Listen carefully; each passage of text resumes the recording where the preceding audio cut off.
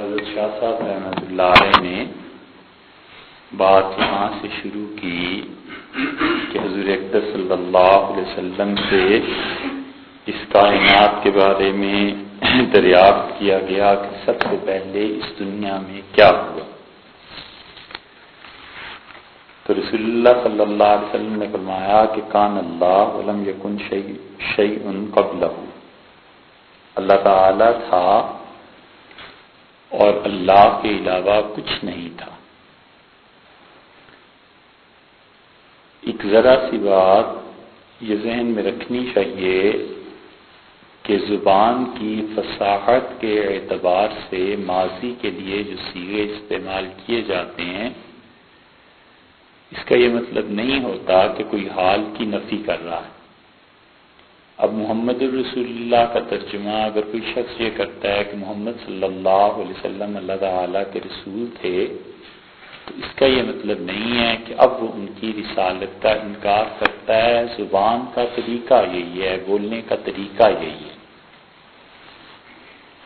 اس لیے کچھ لوگ ایسے بھی ملیں گے جو اس ترجمے کو جب سنتے ہیں، جیسے کان اللہ تعالیٰ تھا، تو وہ کہتے ہیں اللہ ہے نہیں، تو یہ فضول کی باتیں ہیں، محض ادب کے نہ جاننے کی باتیں ہیں۔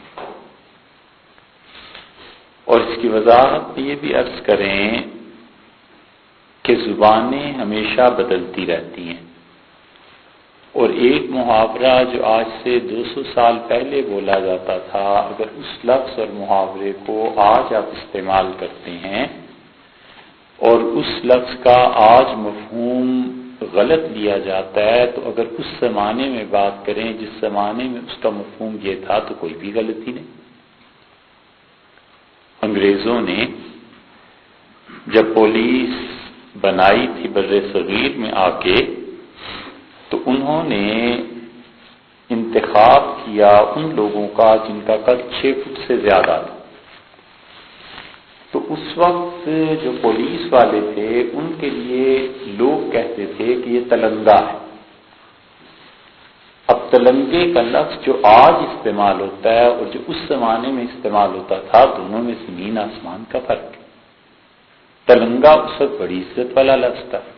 تلنگے کا لفظ آپ دیکھنا چاہیں تو تذکرۃ الرشید میں عظمہ رشید احمد صاحب گنگوئی رحمۃ اللہ علیہ کے ہاں مل جائے گا وہ لفظ، کہ کسی نے پوچھا کہ تم نے کسی ایسی آدمی کا قصہ ہے جو بڑا نیک ہو گیا، تو اس نے اس سے پوچھا کسی نے کہ تمہاری زندگی میں تبدیلی کیسے آئی، تو وہاں اس آدمی کے متعلق ہے کہ وہ تلنگا تھا، یعنی پولیس کا ملازم تھا۔ اور اب دیکھ لو کس معنی میں استعمال ہوتا ہے۔ اس کی ایک مثال جیسے تقویت الایمان میں ہے کہ حضور صلی اللہ علیہ وسلم مٹی میں ملنے والے تھے، کہ مٹی میں مل گئے، تو مٹی میں ملنا اس زمانے میں استعمال ہوتا تھا کسی کو مٹی میں رکھ دینا، اور اب مٹی میں ملنے کا مطلب یہ ہے کہ بالکل مٹی کے ساتھ مل کے مٹی ہو جانا۔ تو اب لوگوں نے اس کو کہنا شروع کیا، کہہ رہے بھئی تقویت الایمان میں تو یہ لکھا ہے، اللہ کے بندو اس زمانے میں یہی لفظ ہوتے تھے کہ اس آدمی کو قبر میں لٹا دیا، اس کو مٹی میں ملائے، یعنی یہ کہ تدفین کر رہا ہے۔ تو اب اگر کوئی لفظ استعمال کرے تو ہم اسے کہیں گے کہ یہ محاورہ ٹھیک نہیں ہے، مگر اس زمانے کے مطابق محاورہ ٹھیک تھا۔ تو اس لیے بہت مرتبہ الفاظ کی مباحث سے کچھ نہیں بنتا، اور بہت مرتبہ جس آدمی نے شر پھیلانا ہو وہ اسی بات کو پکڑ لیتا ہے۔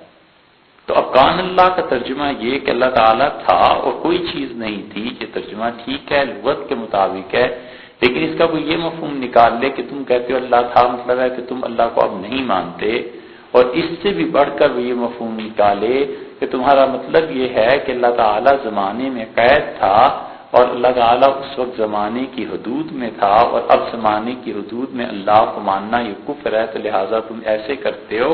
یہ ساری لفظی مباحث ہیں شر پھیلانے کے لیے، حقیقت میں کچھ نہیں۔ حضور اقدس صلی اللہ علیہ وسلم یہ بات بیان کر رہے تھے یمن والوں کے سامنے، تو یمن سے جو لوگ آئے رسول اللہ صلی اللہ علیہ وسلم کی بڑی تعریف کی۔ آپ نے کہا ایمان تو بس یمن والوں کا ایمان، اور حکمت دین میں بس یہ یمن والوں تمہارا حصہ ہے. اور رسول اللہ صلی اللہ علیہ وسلم نے خوشخبری بھی دی. اور یہ بات ہو رہی تھی جب آپ نے یہ جملے ارشاد فرمائے کہ اللہ تعالی کے علاوہ کوئی چیز نہیں تھی. تو ایک جگہ ان احادیث میں آتا ہے کہ عمران رضی اللہ عنہ جو راوی ہیں وہ کہتے ہیں کہ ایک آدمی آیا، اور اس میں آتا ہے یہ بھی کہ اللہ تعالی کا عرش جو تھا وہ پانی پر تھا. قرآن میں بھی آیا کہ کان عرشہ علی الماء، اللہ کا عرش پانی پر تھا.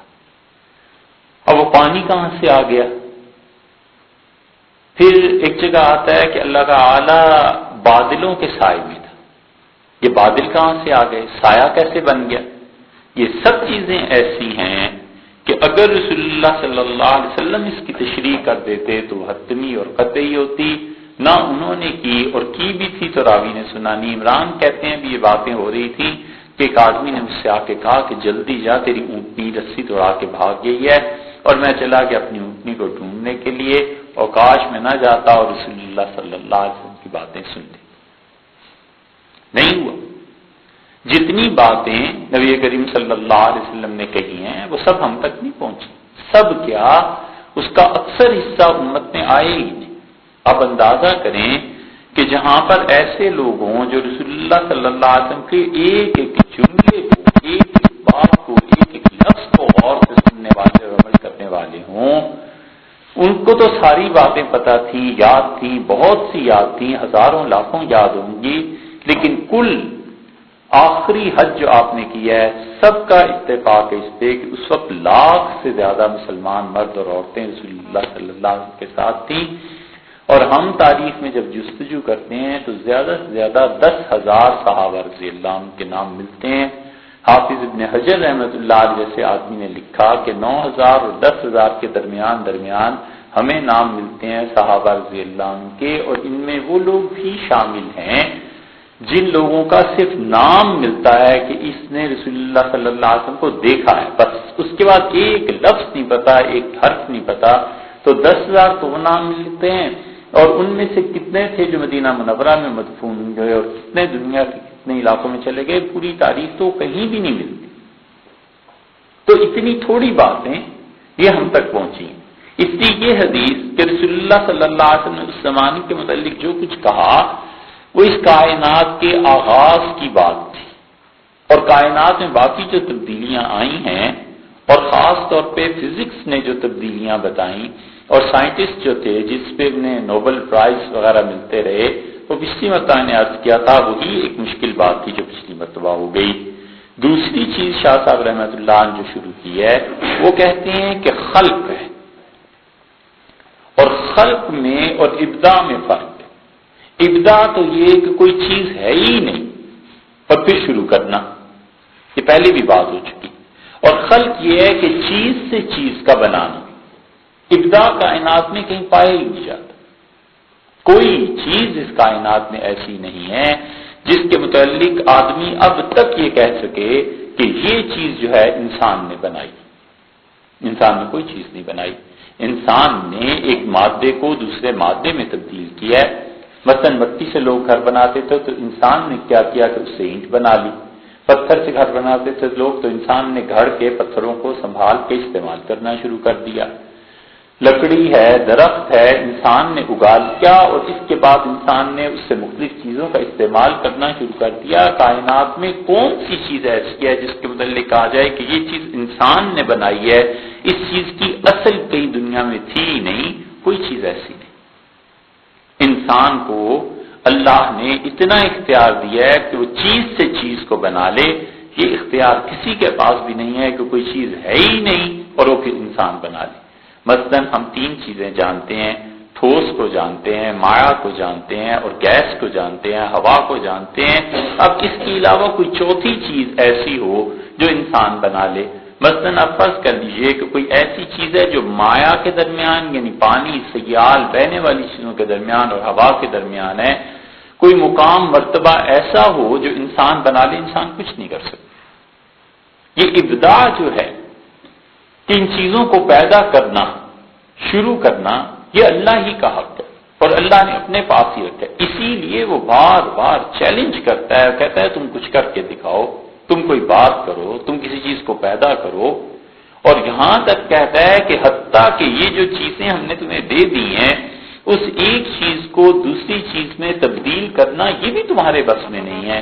اللہ تعالیٰ نے فرمایا انتم تزرعونہ ونحن الزارعون، یہ جو کھیتیوں میں فصلیں اگتی ہیں یہ تمہارا کام ہے یا ہمارا کام ہے؟ اگر ہم چاہیں لو نشاء لجعلناہ حطاما، اگر ہم چاہیں تو کوئی فصل زمین پہ نہ اگے اور کھیتیاں سب کی سب تباہ ہو جائیں، پیلی پڑ جائیں، زرد پڑ جائیں، تمہیں اس میں سے کھانے کو کچھ نہ ملے. لوگوں تم کیوں نہیں اس بات پر غور کرتے؟ افرأیتم الماء الذی انتم تشربون، اس پانی پر کبھی غور کرتے ہو جس پانی کو ہم نے دیا ہے، تم اسے پیتے ہو؟ اانتم انزلتموہ من المزن، بادلوں سے تم اسے نازل کرتے ہو؟ ام نحن المنزلون، یا ہم نازل کرنے والے ہیں؟ لو نشاء لجعلناہ اجاجا، اگر ہم چاہیں تو اس کائنات میں پانی کو کڑوا کر دیں. کون ہے جو ہمیں روک سکتا ہے؟ اور تم بیٹھے کے بیٹھے رہ جاؤ، باتیں بناتے رہ جاؤ، پانی کو تم کچھ نہیں کر سکتے. اللہ کے ہونے کے جو دلائل ہیں نا، جو لوگ کہتے ہیں کہ خدا ہے ہی نہیں، وہ ان چیزوں پر بھی غور نہیں کرتے. اور مصیبت یہ ہے کہ ہم اور چیزوں کی عظمتوں میں جیتے ہیں. یہ غور طلب بات ہے، اور اللہ کی عظمت میں نہیں جیتے. جہاں بیٹھ جائیں گے وہ کہیں گے کہ فلاں بزرگ نے امت میں یہ کیا، فلاں بزرگ نے یہ کیا، فلاں بزرگ نے یہ کیا. اور کم لوگ ایسے ملتے ہیں جو اللہ کی عظمت کو بیان کریں کہ اللہ نے کیا کیا اس کائنات. اللہ تعالیٰ کی عظمتوں سے انسان بے خبر ہیں اور مسلمان بے خبر ہیں. کوئی شاید مجلس ہو جس میں جا کر کے کہہ سکے یا سن سکے کہ تعالیٰ شان نے دیکھو اس کائنات میں کیا کیا چیزیں بنائی ہیں. وگرنہ مجلسیں ہمارے اپنے بزرگوں کے تذکروں سے بھرپور ہیں، ان کی شخصیات کی عظمت کے بیانات سے بھرپور ہیں، مگر اللہ کی جو عظمتیں ہیں اس سے انسان غافل ہے اور گم ہے. آپ اندازہ کیجئے، کہتے ہیں اللہ تعالیٰ نہیں ہے. بھی اللہ اگر نہیں ہے تو صرف اس پانی کے نظام کو دیکھو، کمال کی چیز ہے. اگر خدا اس پانی کو میٹھا کر دیتا جیسے کہ ہم پیتے ہیں، تو میٹھا پانی تو چند دن نہیں رہ سکتا. آپ گھر میں رکھ کے دیکھ لیں، کسی لیبارٹری میں کیوں جانا، چند دن پانی جگ میں پڑا رہے تو اس کے بو اور ذائقے میں فرق آنا شروع ہو جاتا ہے. حق تعالیٰ شانو نے کمال کیا کہ دنیا میں سب سے اچھی چیز جو پریزرو کرتی ہے نمک ہے، اور اللہ نے پانی کے ذخیروں میں نمک ملا دیا، سمندروں کے پانی کو کھارا کر دیا. خدا کو پتا تھا اس کی مخلوق نے آنا ہے، اس نے سمندروں کے پانی کو کھارا کر کے پانی کو محفوظ کر دیا، اور ساتھ ہی اس سسٹم میں سورج کو لگا دیا. اب سورج ہے وہ کیا کرتا ہے؟ پانی کو تپاتا ہے، اور جو بھاری چیز ہے سالٹ، نمک، وہ نیچے رہ جاتا ہے، اور اس میں جو لطیف چیز ہے بخارات وہ اٹھ کے اوپر چلے جاتے ہیں، اور اوپر جا کر وہ بادلوں کی صورت میں پھر برستے ہیں تو میٹھا پانی ہمارے پاس آ جاتا ہے. یہ کرنے والا کون ہے؟ اگر اللہ نہیں ہے تو اتنی زبردست یہ منصوبہ بندی اس کائنات کی کس نے کی؟ یہ ایسے ہی تھوڑا ہو گیا. اسی لیے وہ کہتا ہے کہ اس پانی پر غور کرو جو تم پیتے ہو. دیکھو اگر ہم چاہتے تو اس سارے پانی کو کڑوا کر دیتے. اللہ تعالیٰ ایک لمحے کے لیے اس سسٹم کو روک دے اور بارشیں برسنا بند ہو جائیں تو پھر کیا ہو؟ پھر پانی کے ذخائر ہمارے پاس ختم ہو جائیں گے. نہیں تو یہ کہ انسانی زندگی دشوار ہو جائے گی. حضور صلی اللہ علیہ وسلم نے دجال کے آنے سے پہلے جو علامتیں بتائی ہیں اس میں سے یہ فرمایا ہے کہ پانی کا برسنا بند ہو جائے گا، اور پانی جب برسے گا بھی تو زمین اپنی فصلوں کو آدھا کر دے گی. یعنی پانی اگر برس بھی جائے گا تو جتنی پچھلے سال فصل ہوئی تھی اس سے آدھی اب ہونی شروع ہو جائے گی. تو یہ تعالیٰ شان کے ہونے کی دلیل ہے کہ اللہ ان چیزوں کو اس نے شروع میں پیدا فرما دیا ہے، اس کے بعد یہ کائنات چلی ہے. اب پانی جیسی نعمت کوئی پیدا کر سکتا ہے؟ کر سکتے ہوتے تو سارے سائنسدان اور سب لوگ مل کے یہ چاند پہ کوئی جا کر پانی بنا لیتے، کہیں پانی بنا لیتے. کچھ نہیں کر سکتا. یہ انسان کے عاجز ہونے کے دلائل میں سے ہے کہ تعالیٰ شانو چاہے تو ہوتا ہے اور اللہ نہ چاہے تو کچھ نہیں ہوتا. انسان کے عجز کا حال یہ دیکھو، انسان کا عاجز ہو جانا، اس پہ غور کرو کہ ابھی تک کوئی دور دور تک آثار نہیں ہے کہ پولوشن فری انڈسٹری قائم کر لیجیے. دنیا میں جتنی بیماریاں آ رہی ہیں، جو کچھ آ رہا ہے، جو اس سائنس نے تباہی ہمیں دی ہے، ان تباہیوں میں سے ایک تباہی یہ ہے کہ پولوشن آ گئی، اور اس کی وجہ سے انسان ان کے لیے ہوا نہیں رہی جس میں وہ سانس لیں. سمندروں میں مچھلیوں کے لیے صاف پانی نہیں رہا جہاں وہ تیر سکیں. جنگلات میں جانوروں کے لیے وہ ماحول نہیں رہا جس سرسبز ماحول میں وہ 2-3 صدیاں پہلے جانور رہا کرتے تھے. اس لیے کہ ہر طرف پولوشن ہو گیا. تو پولوشن فری انڈسٹری قائم ہو جائے گی؟ نہیں ہو سکتی. کون سی ایسی دنیا ہوگی جس میں پولوشن نہ ہو؟ زیادہ سے زیادہ اسے کم کر سکتے ہیں، ایک گیس سے دوسری گیس میں کنورٹر لگا سکتے ہیں. وہ بھی پتہ نہیں ہمارے ملک کا تو نہیں، لیکن پوری دنیا میں کب عام ہوں گے اور کب لگیں گے جب اس دنیا میں رہنے والے سارے پولوشن کی وجہ سے بیماریوں میں مبتلا ہو کے قبروں میں چلے جائیں گے. انسان کا یہ حال ہے.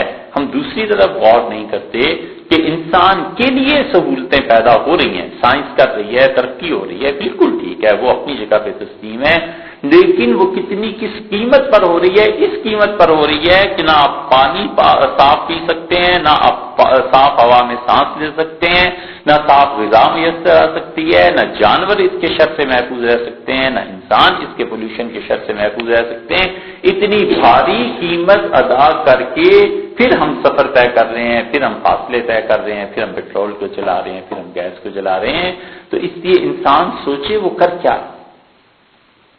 اللہ تعالی نے اسی لیے سورہ واقعہ میں چیلنج کیا ہے بار بار. وہ کہتا ہے تم اپنی حالت پر غور کرو. انتم تخلقون ام نحن الخالقون. تمہارا جو تعلق بنتا ہے اہلیہ سے، بیوی سے، تو اس کے بعد اس بچے کی پیدائش پر غور کرو. تم اسے پیدا کرتے ہو یا ہم پیدا کرتے ہیں؟ اگر ہم نہ پیدا کرنا چاہیں، کون ہے جو اس بچے کو وجود میں لائے، اس کی تخلیق کرے؟ تو اس لیے ابداع جس چیز کا نام ہے کہ بالکل کوئی چیز نہ ہو اور شروع ہو جائے چیز، اللہ نے اپنی اس صفت کا اظہار فرمایا تھا کائنات کی تخلیق سے پہلے، اور پھر اللہ نے اس کو تخلیق کیا، اور اللہ اسی صفت کا اظہار کرے گا دوبارہ جب انسانوں کو قبروں سے اٹھائے گا، جب مٹی میں مل چکے ہوں گے. لیکن اس کا ایک تعلق خلق سے بھی جا بنتا ہے کہ مٹی سے انسانوں کو دوبارہ اٹھا کر کھڑا کر دے گا.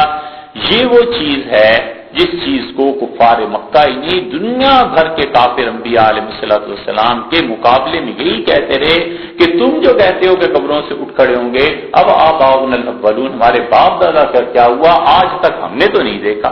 ہیہات لما توعدون، ہائے افسوس، بڑی تباہی کی بات ہے.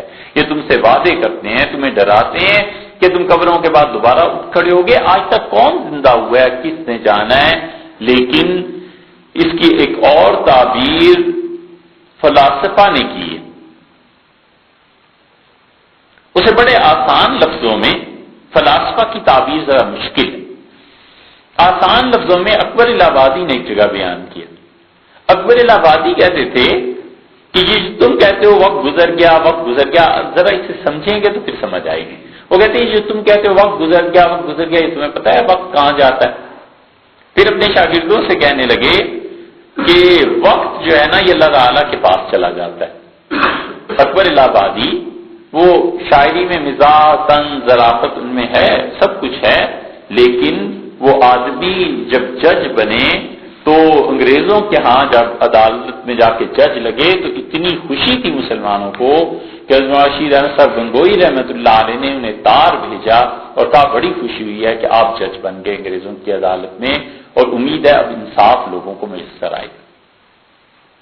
وہ ایسے تھے بزرگ، اس اینگل سے سوچتے تھے. اور اب بھی کوئی جج لگ جائے تو لوگ کہتے ہیں لوگ کافروں کے نظام میں چلا گیا، یہ ہو گیا وہ گیا. وہ تو خالصتاً کافر تھے انگریز اس وقت، وہ نظام تھا. اکبر الہ آبادی کہنے لگے کہ تمہیں پتہ ہے وقت کہاں جاتا ہے؟ پھر کہنے لگے اللہ تعالیٰ کے پاس چلا جاتا ہے. پھر بڑے نقطے کی بات انہوں نے کی، وہی جو فلاسفہ کہتے تھے، بڑے سادہ جملوں میں انہوں نے بیان کیا. انہوں نے کہا جب وقت آئے گا نا تو وقت کے اندر جتنی چیزیں آئیں گی اللہ تعالیٰ ان سب چیزوں کو پھر بھیج دے گا.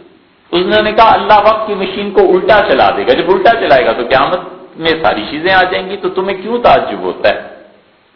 مثلا اب اس کی تشریح کرتے ہیں. ہم سب لوگ اس وقت 2009 میں، اور یہ سب لوگ 2000 کیا ہوگا 2090 میں کوئی بھی شاید نہیں ہوگا.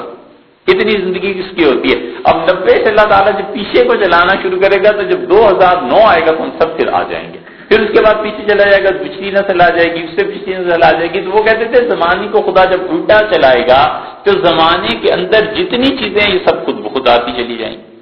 اور یہی وہ بات ہے جو حدیث میں بڑی مشکل پیش آئی ہے، معراج کی حدیث میں، کہ حضور اقدس صلی اللہ علیہ وسلم فرمایا میں نے اپنی امت کو دیکھا، اس میں سے اس کے گلا کٹ رہا تھا، یہ ہو رہا تھا، خون کے دریا میں تیر رہا تھا، یہ اس کے ساتھ ہو رہا تھا۔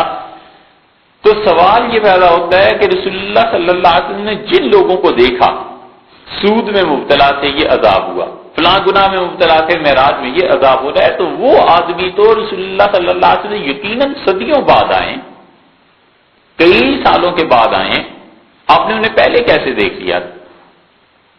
اس کا زبردست جواب دیا ابن عربی رحمۃ اللہ علیہ نے۔ یہ صوفیہ جو ہوتے ہیں نا، ان کی نظر حقائق تک پہنچتی ہے اور بڑی گہری نظر ہوتی ہے ان کی۔ انہوں نے کہا کہ بات اتنی سی ہے کہ رسول اللہ صلی اللہ علیہ وسلم اس وقت زمانے کے اس حال پر کھڑے تھے یہاں پہ، اور جو کچھ انہیں دکھایا گیا وہ اس اینڈ پہ تھا قیامت کے دن میں، اور اللہ تعالیٰ کے علم میں تو ساری چیزیں ہیں نا، ایک تو ہے وجود اور ایک ہے اللہ کا علم، دونوں میں فرق ہے۔ ایک بچے نے 20,050 میں پیدا ہونا ہے، ہمارے آپ کے سامنے اس کا وجود نہیں ہے، لیکن اللہ کے علم میں تو وہ ہے نا بچہ۔ تو انہوں نے کہا اللہ تعالیٰ نے اپنے علم کے مطابق اس سرے کو اٹھایا اور رسول اللہ صلی اللہ علیہ وسلم کے زمانے میں لے جا کر دکھا دیا کہ یہ دیکھ لو آخر پہ یہ ہونے والا ہے۔ تو کہتے ہیں اسی طرح وجود آپ کے ہمارے نزدیک نہیں تھا لیکن اللہ کے علم میں تو تھا۔ تو کہتے ہیں اس طرح رسول اللہ صلی اللہ علیہ وسلم کو دکھایا گیا کہ قیامت میں یہ ہوگا، یہ ہوگا، یہ ہوگا، اس لیے کہ اللہ کا علم جو ہے یہ ہمارا عقیدہ ہے کہ وہ ترتیب سے نہیں آتا۔ تعالیٰ شانہ کا علم ترتیب سے نہیں ہے، معاذ اللہ۔ ترتیب کا مطلب یہ ہے کہ اللہ کو پھر پتا چلے کہ 2010 میں یہ ہونا ہے، 11 میں یہ ہونا ہے۔ اللہ تعالیٰ کو بیک وقت ایک آدمی کی پیدائش سے لے کے موت تک اور قیامت تک کے سارے احوال خدا کے سامنے ہیں۔ یہ نہیں ہے کہ وہ زندگی گزار رہا ہے تو اللہ کو پتا چل رہا۔ اللہ کا علم جس طرح حضرت نوح علیہ السلام کے زمانے میں ہمارے متعلق تھا، آج بھی خدا کا علم ہمارے بارے میں وہی ہے جو قیامت تک ہونا ہے۔ اللہ کا علم تدریجاً نہیں آتا، خدا کو ساری چیزوں کا خود سے علم ہے۔ اسی لیے اللہ کی جو صفات ہیں بہت مشکل مسئلہ ہے، بہت مشکل مسئلہ ہے۔ اور اللہ کی جتنی بھی صفات ہیں، شاہ صاحب رحمۃ اللہ علیہ دوسری صفت کا ذکر کرتے ہیں، اللہ تعالیٰ کی جتنی بھی صفات ہیں نا، ان کے بارے میں عقیدے میں دو چیزیں رکھنی چاہیے۔ یا تو عقیدہ یہ کر لینا چاہیے جو سب سے اچھا ہے کہ اللہ تعالیٰ کی تمام صفات ایسی ہیں جیسے خدا نے بیان کر دی، تفویض مع تنزیہ، اللہ کے حوالے کر دے کہ اللہ تیری صفات ایسی ہیں جیسے بس تو نے بیان کر دی، اور اس کے ساتھ ساتھ تنزیہ یعنی اللہ آپ کی صفات میں اور مخلوق میں جو چیز ہم دیکھتے ہیں اس میں سوائے لفظوں کی شراکت کے کہ کامن ورڈز ہیں انسان کے لیے اور خدا کے لیے، باقی کوئی چیز مشترک نہیں۔ سب سے محتاط طریقہ یہ ہے، یہی وہ چیز ہے جو فقہ اکبر میں امام ابو حنیفہ رحمۃ اللہ نے بیان کی ہے، اور سب سے اچھا طریقہ یہی ہے۔ محدثین اس طریقے کو بہت زیادہ سراہتے ہیں، اور ہم حنفیوں ماتریدیوں کا اصل میں عقیدہ یہی کہ وہ کہتے ہیں اللہ کی ساری صفات اللہ کے حوالے کر دے کہ پروردگار تیری صفات ایسی ہیں جیسے تو نے بیان کر دی، میں اس پہ ایمان لایا، اور میرا یہ ایمان اور عقیدہ ہے کہ خدایا تیری صفات تیری مخلوق کے ساتھ پروردگار صرف لفظوں کی حد تک کی بات سمجھ میں آ سکتی ہے، باقی کچھ آگے پتہ نہیں۔ مخلوق میں جو چیزیں پائی جاتی ہیں حق تعالی شانہ میں وہ چیزیں ایسے نہیں ہیں۔ مثلا اللہ تعالیٰ نے فرمایا فَجْعَلْنَاهُ سَمِيعًا بَصِيرًا، ہم نے انسان کو سننے والا اور دیکھنے والا بنایا۔ اللہ اپنے متعلق کہتا ہے میں سننے والا بھی ہوں دیکھنے والا بھی ہوں۔ انسان دیکھیں محتاج ہے دیکھنے میں آنکھ کا، اللہ محتاج تھوڑا ہی آنکھ کا۔ انسان سننے میں کان کا محتاج ہے، اللہ محتاج تھوڑا ہی کان کا۔ اور پھر ہماری صفات یہ اللہ کی دی ہوئی ہیں، یہ دوسرا بڑا فرق ہے، اللہ کی دی ہوئی ہیں، اللہ کو اس کی صفات کسی نے نہیں دی، اور تعالی شانہ میں ہمیشہ سے۔ اور تیسرا فرق یہ ہے کہ ہماری صفات بالآخر فنا ہو جائیں گی، اور تعالی شانہ کی صفات پہ فنا نہیں ہے، معاذ اللہ کہ کل وہ سنتا تھا اور آج نہیں سنتا۔ تو اس لیے عقیدے کی بات سیدھی سادی ہے کہ جو کچھ اللہ نے کہہ دیا بس ایسے ہی ہے، اور آسانی سے جان چھٹتی ہے اس پہ کہ اللہ تیرے مخلوق کی اور تیری صفات میں لفظ تو کامن ہے، اس لیے کہ انسان کے پاس الفاظ نہیں ہے نا کہ اللہ کی صفات کے لیے بیان کر سکے کہ کیا ہے، باقی کوئی چیز ایسی نہیں، تو اللہ سے، اللہ کی تجسیم سے بندہ پاک رہتا ہے۔ اور یا پھر دوسرا عقیدہ جو بہت سے لوگوں نے رکھا ہے، اور وہ بھی اہل سنت والجماعت کا عقیدہ ہے، کہ وہ کہتے ہیں اللہ کی جتنی بھی صفات ہیں ان کی تعویل کر لی جائے۔ تعویل کا کرنا بدعت نہیں ہے، یہ ہمارے زمانے کے بہت بڑے فتنوں میں سے ایک فتنہ ہے۔ آپ کو شاید اندازہ نہیں ہے، اس لیے کہ آپ کا اس فیلڈ سے تعلق نہیں، لیکن ہمارے زمانے کے بڑے فتنوں میں سے ایک فتنہ یہ ہے کہ کہتے ہیں اللہ کی صفات میں تعویل نہیں کی کرنی چاہیے، یہ بدعت۔ مثلا اللہ تعالی نے فرمایا تبارک الذی بیدہ الملک، بڑی برکت والی ہے اللہ کی ذات، برکات دہندہ ہے، برکتوں کو دینے والا ہے، جس کے ہاتھ میں ملک ہے، بادشاہی۔ اب اللہ کا ہاتھ کیسا ہے؟ بادشاہی اس کے ہاتھ میں ہے، ملک پاکستان، ہندوستان ملک ہے نا، یہ ملک بادشاہت اس معنی میں لے لو، ملک کے خاص ٹکڑے کے بارے میں لے لو، اللہ کے ہاتھ میں ہے۔ تعویل اس کی کرتے ہیں، تعویل کا مطلب اس کی تشریح کرتے ہیں اور کہتے ہیں کہ اللہ تعالیٰ بس یہ کہنا چاہتا ہے کہ پوری کائنات پہ ہماری بادشاہی ہے، بس اتنی بات ہے۔ اور یہ ایسے ہی ہے جیسے آپ کہتے ہیں کہ ملک فوج کے ہاتھ میں آ گیا، حکومت فلاں شخص کے ہاتھ پہ چلی گئی، تو ظاہر ہے کہ اس کا کوئی ہاتھ تو نہیں ہے فزیکلی ایسا کہ جس پہ اس نے سارا ملک رکھ لیا ہے فوج نے، بلکہ محاورہ بولا جاتا ہے۔ یہ جو محاورتاً بات کی جاتی ہے نا، اسے کہتے ہیں تعویل۔ اگر کوئی تعویل کرتا ہے وہ اہل سنت والجماعت میں سے ہے، اسے ہم گمراہ نہیں قرار دے سکتے، اس لیے کہ صحابہ رضی اللہ عنہ تعویل کرتے ہیں، اور جو چیز صحابہ رضی اللہ عنہ سے صحیح سند سے ثابت ہو جائے، ہم نہیں کہہ سکتے کہ یہ چیز فسق و فجور ہے، معاذ اللہ، یہ بدعت ہے یا ایسے۔ شاہ صاحب رحمت اللہ نے اللہ کی دوسری صفت کا ذکر کیا اور انہوں نے کہا کہ دوسری صفت اللہ کی یہ ہے کہ ایجاد الشیء من شیء، کہ ایک چیز سے دوسری چیز کو بنانا۔ پھر مثال دی کہ کما خلق آدم من التراب، جیسے اللہ تعالی نے مٹی سے آدم علیہ السلام کو پیدا کیا۔ فرق پڑ جاتا ہے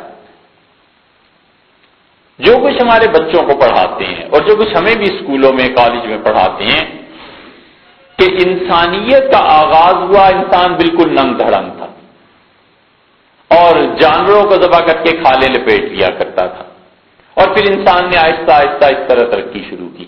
یہی کہتے ہیں، اس کے ساتھ تصویریں بھی دے دیتے ہیں کہ اس زمانے میں انسان خیالی فرضی تصویریں کہ ایسے ہوتا تھا۔ اللہ کی کتاب اس کی نفی کرتی ہے۔ خدا کہتا ہے کہ اس کائنات کا جو آغاز تھا نا انسانوں کا بڑے شاندار طریقے پہ ہوا تھا۔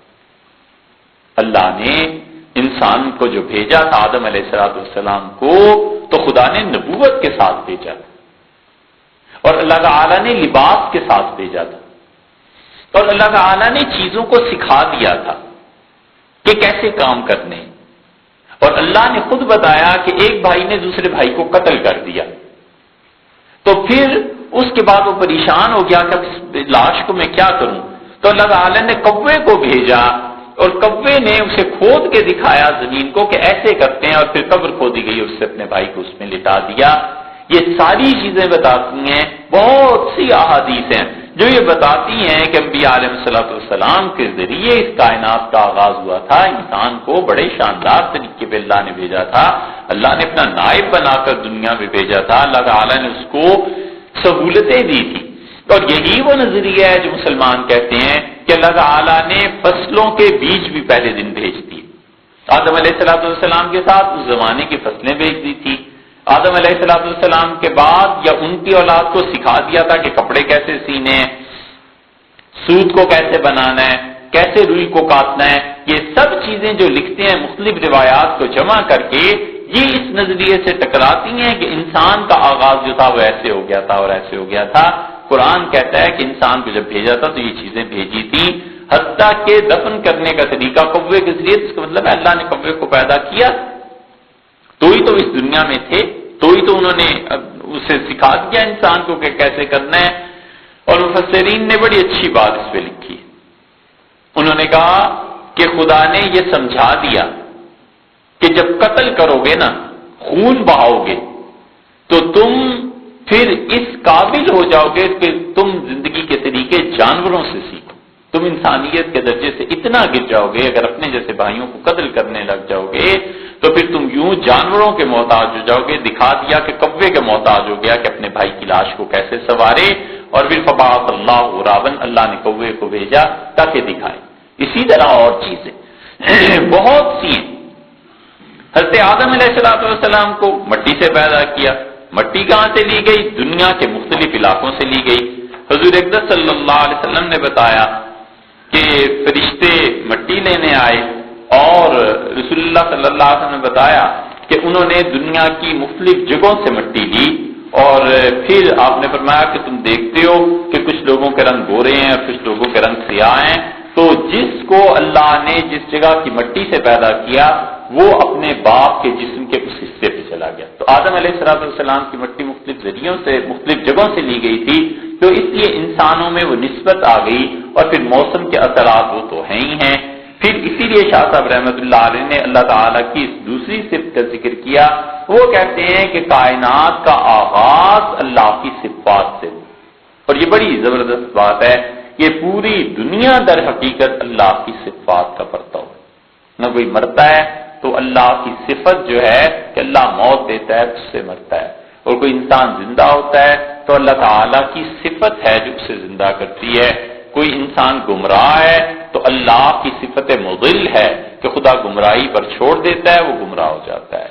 اور بڑا ہی نازک مسئلہ ہے یہ تلوار کی دھار پر چلنا ہے کہ کسی کو ہدایت کیوں مل گئی اور کسی کو گمراہی کیوں مل گئی، بس اللہ ہی جانتا ہے کون کس قابل تھا۔ اللہ کی تجلیات پڑتی ہیں، اور وہ تجلیات ایسی ہوتی ہیں کہ رات کو کچھ ہوتا ہے، صبح کچھ ہوتا ہے، صبح کچھ ہوتا ہے اور دوپہر کو کچھ اور آدمی بن جاتا ہے، اور دوپہر کو کچھ ہوتا ہے اور شام کو ایسے ہو جاتا ہے۔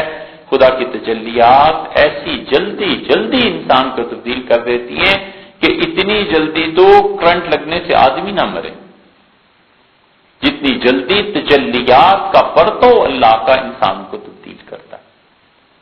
مولانا نے مثنوی میں لکھا ہے، یہ پہلی چیز ہے جس سے کچھ سمجھ میں آتی ہے۔ ایک مرید تھا، اور اس نے شیخ سے پوچھا کہ حضرت اتنا عرصہ ہو گیا خانقاہ میں، 20 سال 30 سال، میں اللہ کا اتنا نام لیتا ہوں، اللہ کو یاد کرتا رہا ہوں، ذکر کرتا رہا ہوں، اللہ بھی میرا نام لیتا ہے، کبھی اس نے بھی مجھے یاد کیا؟ میں جو اس کا نام اتنا لیتا ہوں تو اس نے بھی کبھی پوچھا ہے میرا؟ تو حضور خاموش ہو گئے۔ انہوں نے کہا بھی یہ ایسا سوال ہے کہ اللہ ہی اب اس کا کوئی جواب دے تو دے، میں تمہیں کیا جواب دوں؟ اللہ تعالیٰ تمہارا نام لیتا ہے نہیں لیتا، یاد کرتا ہے نہیں یاد کرتا، لیکن کوئی چیز پتہ چلی تو تمہیں بتاؤں گا۔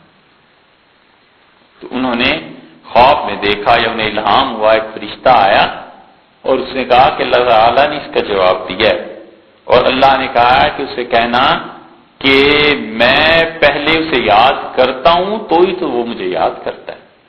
جس دن ہم نے اسے یاد کرنا چھوڑ دیا اس دن اسے توفیق ہی نہیں ہوگی کہ ہمیں یاد کرے۔ ہم نام لیتے ہیں تو ہی تو وہ لیتا ہے، ہم نہ لیں تو کون ہمارا نام لے سکتا ہے؟ یہی بات ہے کہ جو توفیق چھن جاتی ہے نا، بنیادی طور پر 3 وجہ سے توفیق چھنتی ہے۔ اسی لیے عبداللہ ابن عمر رضی اللہ عنہ کو رسول اللہ صلی اللہ علیہ وسلم تھا کہ عبداللہ فلاں آدمی کی طرح نہ ہو جانا، وہ پہلے تہجد پڑھتا تھا، اب اس نے چھوڑ دی۔ 3 چیزیں ہیں بنیادی طور پہ جن سے توفیق چھن جاتی۔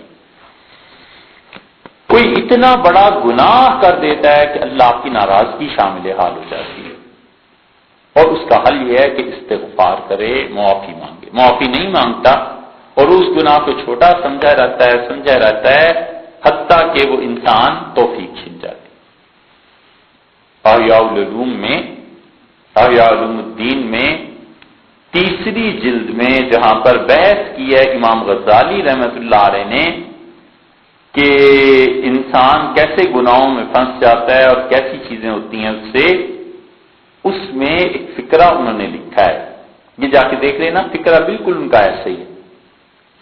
انہوں نے کہا عام آدمی بدکاری کر لے اور چوری کر لے، یہ اتنا بڑا گناہ نہیں ہے جتنا بڑا گناہ دین میں اس کا دخل دینا. اور وہ نہیں جانتا کہ دین میں دخل دینے کی وجہ سے اللہ تعالیٰ کی ذات و صفات کے بارے میں کبھی ایسی بات کہہ دیتا ہے جو کفر پہ مشتمل ہوتی ہے اور وہ توبہ نہیں کرتا. اور یہ ایسے ہی ہے جیسے کوئی آدمی تیرنا نہ جانتا اور سمندر میں چھلانگ لگا. اس کو لکھا ہے انہوں نے کہ بدکاری سے اور چوری سے بدتر گناہ ہے. وجہ کیا ہے؟ وجہ یہ، اب یہ گناہ کی ایک مثال ہم آپ کے سامنے رکھ رہے ہیں. وجہ یہ ہے کہ دین کا معاملہ ہے بھی نازک. اب ایک آدمی اٹھتا ہے اپنی رائے سے بات کرنا شروع کر دیتا ہے. وہ کہتے ہیں جی میری رائے اس مسئلے میں یہ ہے. بھئی تم نے دین کو پڑھا نہیں ہے، تمہیں دین کی سمجھ نہیں ہے، زندگی کی اور گزاری ہے، آپ کیا اور آپ کی رائے کیا؟ حضور صلی اللہ علیہ وسلم فرمائیں وہ تو پھر بات ہے. ایک آدمی کہتا ہے کہ یہ کام کرو، تم گاڑی پر، مثال ہے کہ مجھے آپ پارا سے کمیٹی چوک لے جاؤ اور اس پہ اللہ تعالیٰ تمہیں ایک بڑا خوبصورت محل جنت میں دے دے گا. وہ یہ تو کہہ سکتا ہے کہ تمہیں ثواب ہوگا، اس لیے کہ نیکی پہ ثواب ہونا ہی ہے. وہ یہ نہیں کہہ سکتا کہ جنت میں محل ملے گا، اس لیے کہ یہ خبر ہے نا، یہ تو رسول اللہ صلی اللہ علیہ وسلم دے سکتے تھے، ان کے بعد کوئی کیا خبر دے سکتا ہے. اور انہیں بھی اللہ نے بتایا تھا کہ اگر اتنی مسافت طے ہو جائے گی آپ پارا سے کمیٹی چوک تک تو خدا اس سے ایک محل دے دیتا ہے. یہ بھی انہیں اللہ ہی نے بتایا تھا نا. اسی لیے حضور اقدس صلی اللہ علیہ وسلم تمام تر عزت، احترام، ادب، شرف، اپنے بلند مقام کے باوجود حلال اور حرام کا فیصلہ نہیں فرما سکتے تھے جب تک کہ اللہ کا حکم نہ. وہ نہیں کہہ سکتے تھے یہ چیز حلال ہے اب یہ چیز حرام. وہی آتی تھی. یہ جو آنن فانن کی احادیث آئی ہیں نا کہ رسول اللہ صلی اللہ علیہ وسلم سے یہ چیز جائز ہے یہ چیز ناجائز ہے، وہ وہی آنن فانن ایسے آتی تھی کہ سامنے بیٹھنے والے کو پتہ نہیں چلتا تھا، اس طرح ہوتا تھا. اسی لیے ایک بات کہتے ہیں ہے مشکل، اس کی تشریح بھی نہیں کرتے، لیکن ابن عربی رحمۃ اللہ نے لکھا ہے کہ جبریل امین بیک وقت اللہ کے عرش کے نیچے بھی ہوتے تھے اور رسول اللہ صلی اللہ علیہ وسلم کے پاس بھی ہوتے تھے. کہ ایسے آنن پانن چیزیں ہوتی، بڑی مشکل بات ہم جانتے ہیں، لیکن یہ کہ ہوتا ایسے ہی تھا. اللہ کی طرف سے وحی آتی تھی، آپ پھر بتاتے تھے یہ حلال ہے یہ حرام ہے. رسول اللہ صلی اللہ علیہ وسلم خود اپنی رائے سے حلال اور حرام نہیں کہہ سکتے تھے. فرما دیا تھا نا میں شاید نہیں کھاؤں گا، اللہ تعالیٰ نے وحی نہیں نازل کر دی کہ لما تحرم ما احل اللہ لک، آپ نے کیسے اس چیز کو حرام قرار دے دیا جسے اللہ نے جائز قرار دیا تھا.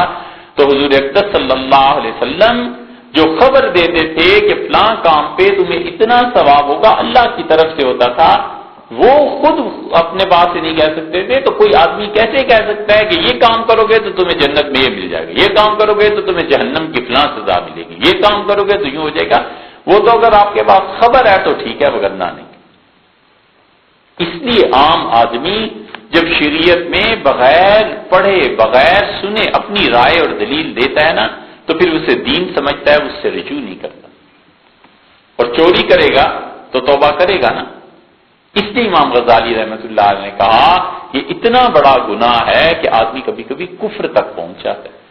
اور کفر تک ایسے پہنچ جاتا ہے کہ اللہ تعالیٰ کی ذات پر بحث کرتا ہے، کہتا ہے اللہ عرش پہ ہے. دوسرے کا حق بنتا ہے نا پوچھے، تو اس سے پوچھا، اس نے کہا عرش بڑا ہے یا اللہ بڑا ہے؟ اس کے تو سوچ کے بتاؤں گا. پھر معاذ اللہ وہ اگلے دن آیا اور اس نے کہا اللہ تعالیٰ اور عرش برابر برابر ہے. شاگردوں نے اختلاف کیا، انہوں نے کہا نہیں 4 انگلیاں زیادہ کر دو، اللہ جو بیٹھا ہوا ہے تو 4 انگل اس کا عرش جو ہے اس سے بڑا ہے. اس نے کہا اگر عرش بڑا ہے تو اس کا مطلب ہے خدا عرش میں سما گیا، تو خدا کو کوئی جسم ہے اور جسم کو چونکہ تم نے مانا لہذا تم کافر ہو، چلو نیا فرقہ بن. یہ ہوتا رہا. اسلام کے آغاز میں جو صدیاں تھیں نا، ان صدیوں میں جو گمراہی پھیلی ہے وہ فکر کی گمراہی تھی، اور اب جو گمراہیاں آئی ہیں یہ عمل کی گمراہی. اس لیے کہ اس وقت مسلمانوں کے پاس علم تھا، اور علم کے میدان میں مسلمانوں کا مقابلہ کون کر سکتا تھا؟ تو تو جو نئے سے نیا نظریہ آ رہا تھا وہ نظریاتی مباحث تھی، اور نظریاتی مباحث یہ ظاہر ہے کہ اہل علم کرتے تھے، تو اس لیے وہاں پر گمراہیاں نظریاتی تھی۔ اب نظریے اور عقیدے کی کوئی بات ہی نہیں رہی۔ اب عقیدہ کچھ بھی رکھ لو، کوئی فرق ہی نہیں لوگوں کو پڑتا۔ معاذ اللہ، عقیدہ یہ رکھ لو ثم معاذ اللہ کہ یزید جو تھے وہ امیر المومنین تھے اور بڑے نیک آدمی تھے اور ایسے تھے اور ایسے تھے، تو کہتے ہیں جی اس سے کیا فرق پڑتا ہے اگر کسی انسان کا یہ عقیدہ۔ اب عقیدہ یہ بھی ہو گیا کہ حضرت حسن اور حسین رضی اللہ عنہ وہ صحابی ہی نہیں تھے، وہ تو تابعین میں سے تھے۔ کہتے ہیں اس سے کیا فرق پڑتا ہے؟ ہم کہتے ہیں بڑا فرق پڑتا ہے بھائی۔ آپ کیوں آخر اہل سنت والجماعت ہیں؟ آپ کیوں نہیں معتزلی؟ آپ خارجی کیوں نہیں ہیں؟ آپ نے اپنا نام کچھ اور کیوں نہیں رکھ لیا؟ نام جو رکھا ہے اہل سنت، تو اہل سنت کا یہ مطلب تھوڑا ہی ہے کہ اس انسان میں یہ چیزیں ظاہر میں پائی جائیں گی۔ اس کا مطلب ہے کہ اس آدمی کے عقیدے یہ ہیں۔ تو عقیدے کی بحث اس پہ گمراہی امت کے پہلے دور میں تھی، کیونکہ ان کے ہاں علم بہت تھا، اور اب گمراہی عمل میں ہے، علم میں ہے ہی نہیں، اس لیے کہ پڑھنا جو نہیں، علم جو نہیں، سیکھنا نہیں ہے۔ شہروں کے شہر خالی ہیں کسی ایسی مجلس سے جہاں پہنچ کے آدمی کوئی دل کی بات کر سکے، جہاں سکون ملے، جہاں کوئی علم میں اضافہ ہو۔ اور عمل کی گمراہی اسی وجہ سے ہے کہ علم پیچھے ٹھوس نہیں ہے، تو وہ عمل میں گمراہ ہو گیا۔ اس لیے وہ دین میں جب دخل دیتا ہے نا، پھر ایسے ہو جاتا ہے، تو توفیق جو چھنتی ہے کبھی تو اس وجہ سے چھن جاتی ہے کہ کوئی بڑا گناہ کر لیتا ہے، اور توفیق اللہ کی یاد کی اس وقت چھن جاتی ہے کبھی کبھی جب آدمی مزوں کے چکر میں پڑ جاتا ہے۔ بس یہ جو مزہ ہے نا چیزوں کا، یہ مزے لے ڈوبتے ہیں آدمی کو۔ اللہ نے فرمایا فَخَلَفَ مِن بَعْدِهِمْ خَلْفٌ، اور پھر جو اللہ کے اچھے بندے دنیا سے اٹھے تو جو دوسری نسل اس کے بعد آئی تھی وہ کیا ہوا؟ اللہ نے فرمایا فَخَلَفَ مِن بَعْدِهِمْ خَلْفٌ فَأَضَاعُوا الصَّلَاةَ، انہوں نے نماز کو ضائع کیا، وَاتَّبَعُوا الشَّهَوَاتِ، اور مزوں کے چکر میں پڑ گئے۔ یہ جو مزے ہیں نا، شہوت، مزہ، اس کے چکر میں پڑ جاتا ہے، اور پھر جو دین کی حالت پہلے تھی اللہ تعالیٰ کی طرف سے توفیق چھن جاتی ہے، وہ بھی کہتا ہے جاؤ مزے کرو، تمہیں کیا جس دن آؤ گے ہم بھی دیکھ لیں گے۔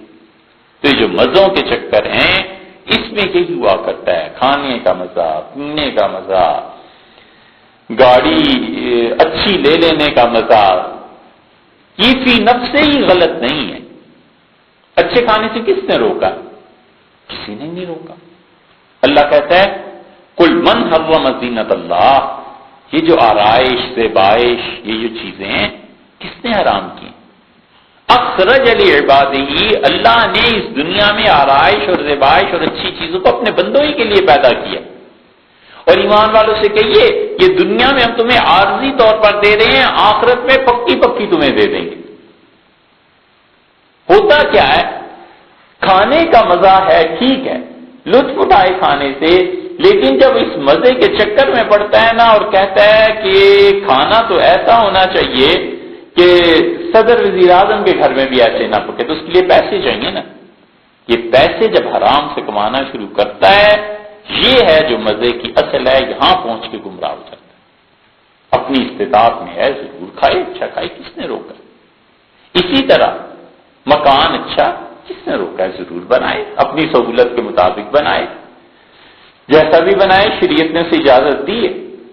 لیکن وہ آدمی اس چکر میں پڑ جائے کہ مکان میں یہ چیزیں ہونی چاہیے، اس کے لیے سوچے کہ اب کس کس کی فائل میرے پاس پھنسی ہوئی ہے، اور اسے کہے اچھا بھائی تمہاری فائل اور کام تو ہو جائے گا، میرے گھر میں یہ لائٹنگ کروا دو، میرے گھر میں اس طرح کے گیزر لگوا دینا، کام تمہارا ہو جائے گا۔ اب یہ جو مزے کے چکر ہے نا، اس کی وجہ سے توفیق چھن جاتی ہے اللہ کی یاد کی۔ اور سب سے بدتر سزا جو کسی آدمی کو دنیا میں ملتی ہے وہ سجدے سے معلوم ہے۔ بس اللہ اسے توفیق نہیں دیتا کہ وہ سجدہ کرے۔ اس لیے جب سجدہ آدمی کرتا ہے نا، یہ سب سے بڑی حالت ہے انسان کی عاجزی کی، انکساری کی۔ اللہ تعالیٰ کو سب سے بڑی چیز جو انسان سے مطلوب ہے وہ عاجزی ہے۔ وہ کہتا ہے انسان بن کے رہو، ٹھیک رہو۔ عاجزی سب سے زیادہ آدمی نے اپنے آپ کو بالکل سجدے میں گرا دیا کہ لے خداوندہ میں اتنا گر گیا ہوں، تیرے سامنے پیشانی رکھ دی ہے مٹی پہ، میری اس حیثیت کیا ہے؟ اسی لیے ایک روایت میں آتا ہے، اگرچہ اس کا ذوق محدثین نے بیان کیا ہے، لیکن آتا ہے کہ تم میں سے کوئی آدمی، حضور اقدس صلی اللہ علیہ وسلم صحیح جذبے کے ساتھ سجدہ کرتا ہے تو گویا کہ اس نے اپنا سر اپنے پروردگار کے پاؤں میں رکھ دیا، قدموں میں رکھ دیا۔ عاجزی کی انتہا ہے نا، تو جب اللہ ناراض ہوتا ہے وہ اس انتہا کو چھین لیتا ہے، توفیق ہی نہیں ہوتی۔ دین بھی جانتا ہے، نماز نہیں پڑھتا، بہت اچھی باتیں بھی جانتا ہے، نماز نہیں ہے، اور کیا کیا چیزیں ہیں، خیرات کرتا ہے، صدقہ کرتا ہے، حج کر آتا ہے، نماز نہیں ہوتی۔ وجہ اس کی یہ ہے کہ وہ گناہ ایسا ہو جاتا ہے کہ دوسرا سبب ہے مزے، اور تیسری چیز یہ ہے کہ وہ حرام کی کوئی لقمہ کھا لیتا ہے۔ یہ حرام کی غذا کا اتنا اثر ہوتا ہے کہ پھر اللہ کی صفت مضل حرکت میں آتی ہے، خدا کہتا ہے اسے گمراہی پر چھوڑ۔ اسی لیے رسول اللہ صلی اللہ علیہ وسلم نے فرمایا کہ تم میں سے کوئی آدمی کپڑا پہنتا ہے اور 9 روپے اس میں حلال کے ہوتے ہیں اور 1 روپیہ 1 درہم ناجائز ہوتا ہے، تو اللہ کہتا ہے مادام علیہ، جب تک یہ گندا کپڑا اس کے جسم پہ ہے نا، ہم اس کی عبادت قبول نہیں کریں۔ اور اسی لیے حدیث میں آتا ہے، آپ اندازہ کریں کہ وہ آدمی کون ہے، کس مقام پر پہنچا ہے۔ رسول اللہ صلی اللہ علیہ وسلم وہ آتا ہے دور دراز سے سفر کر کے، اور اس کے بالوں میں سفر کی مشقت کی وجہ سے غبار جمع ہوا ہوتا ہے، مدہ یدہ، وہ اپنے دونوں ہاتھ پھیلا دیتا ہے بیت اللہ میں کھڑے ہو کے اور کہتا ہے یا رب اے میرے پروردگار، اے میرے پروردگار۔ اور اللہ کہتا ہے میرے اس بندے کو دیکھو، اس کا کھانا حرام، مرکبہ حرام، جو سواری لے کے آیا ہے نا جس پہ سوار ہو کے، یہ بھی حرام، مشربہ حرام، حرام کا پینا ہے اس کا، غذی بالحرام، حرام کی غذا یہ کھاتا ہے، انا مستجاب لہ ذالک، اتنی گندگیاں جمع ہیں، میں کیسے اس کی دعا قبول کر سکتا ہوں، میں کیسے اس کی سن سکتا ہوں؟ اس لیے کہ حرام جو ہے وہ گندگی ہے نا، وہ کسی دوسرے کا حق مارا ہوا ہے نا، اس کی زمین ماری ہے، اس کے پلاٹ پہ قبضہ کر لیا یا کچھ بھی کیا ہے، جو کچھ بھی اس نے کیا ہے، لیکن اس نے کام یہ کیا ہے کہ اللہ کو ناراض۔ یہ تیسری چیز ہے ایسی جس کی وجہ سے توفیق چھن جاتی ہے اور اللہ کی دوسری صفت حرکت میں آ جاتی ہے۔ اسی وجہ سے مولانا منظور نعمانی رحمت اللہ نے ایک جگہ لکھا ہے، انہوں نے اپنے متعلق یا پھر انہوں نے کوئی مشورہ دیا، لیکن حضرت نے تحریر فرمایا ایک جگہ کہ جب بھی ہدیہ کوئی دیتا ہے یا کوئی آدمی اپنی پاکیزہ کمائی میں سے کسی بزرگ کو لوگ دیتے ہیں، پیش کرتے ہیں کہ حضرت یہ آپ رکھیں، آپ کے کام آ جائیں گے، تو فرماتے تھے کہ اس سے ہم تو کپڑے بنا لیتے ہیں یا کھانا کھا لیتے ہیں، اور فرمایا کپڑا اس لیے بنا لیتے ہیں کہ وہ خالص حلال اور جائز کمائی نا ہمارے پاس ہے، اس بندے نے اپنی خوشی سے پیسے دے دیے، جب خوشی سے پیسے دیے تو کپڑے اس لیے بنا لیتے ہیں کہ نماز ہو جائے، یہ نہ ہو کہ حرام کا پیسہ ہو کپڑوں میں لگ جائے اور نماز نہ ہو، اللہ کے یہ نہیں، فرض تو پورا ہو جائے گا لیکن اللہ کے یہاں قرب نہیں ملے گا، ثواب نہیں ملے گا۔ وہ کہتے کھا لیتے ہیں تاکہ جسم میں جو گوشت اور لہو جو بنتا ہے یہ سب کی سب چیزیں حلال سے بنے، حرام سے نہ بنے۔ اتنا فرق پڑ جاتا ہے، تو اللہ تعالیٰ کی تجلیات ایسی پڑتی ہیں انسانوں پہ کہ وہ تبدیل کر دیتی ہیں، اور اتنی زبردست تبدیلی آتی ہے کہ رات کو کچھ اور ہوتا ہے، صبح کچھ اور ہوتا ہے۔ اور یا پھر دوسری چیز یہ ہوتی ہے اللہ کی تجلیات کی کہ یہ جو تصوف میں صوفیہ جو مراقبات کرواتے ہیں، اور مراقبہ ذات تک آخری مراقبے میں جسے سلسلہ نقشبندیہ کے حضرات دائرہ الافاقین کہتے ہیں، وہاں جن لوگوں کی رسائی ہوتی ہے وہ پھر اللہ کی ایسی تجلیات پڑتی ہیں کہ رات کو کچھ ہے، صبح کچھ ہے، صبح کچھ ہے تو 2 گھنٹے بعد کچھ ہے۔ مثلا جھوٹ بولتا تھا، فرض کر لو، اور اس مراقبے میں ایسی تجلیات پڑتی ہیں کہ صبح اٹھ کے یاد بھی نہیں رہتا کہ جھوٹ کبھی بولنے کی چیز ہے، رات کو کچھ ہوتا ہے، صبح کچھ ہوتا ہے، اتنی زبردست تبدیلی آتی ہے، اور اس سے اللہ کا قرب بڑھتا چلا جاتا ہے۔ یاد رکھنا چاہیے کہ اللہ کے قرب کی کوئی انتہا نہیں، اللہ کے قرب کا، اللہ کے قریب ہونے کا، اس کی خوشی کا سفر رسول اللہ صلی اللہ علیہ وسلم اب تک طے کر رہے ہیں۔ اگر کوئی انتہا ہوتی نا اس کی، تو نبی کریم صلی اللہ علیہ وسلم انتہا تک پہنچ چکے ہوتے۔ دلیل کیا ہے اس کی؟ دلیل یہ ہے ہم دیکھو جتنے بھی سالے ثواب کرتے ہیں کسی کے لیے، اس کا مطلب یہی ہوتا ہے نا کہ اللہ اسے ثواب دے، اس کا قرب بڑھے۔ حضور صلی اللہ علیہ وسلم نے جنت میں ایک آدمی کا درجہ بلند کر دیا جاتا ہے، اچانک حکم ہوتا ہے اس درجے سے اٹھاؤ، ادھر لے جاؤ۔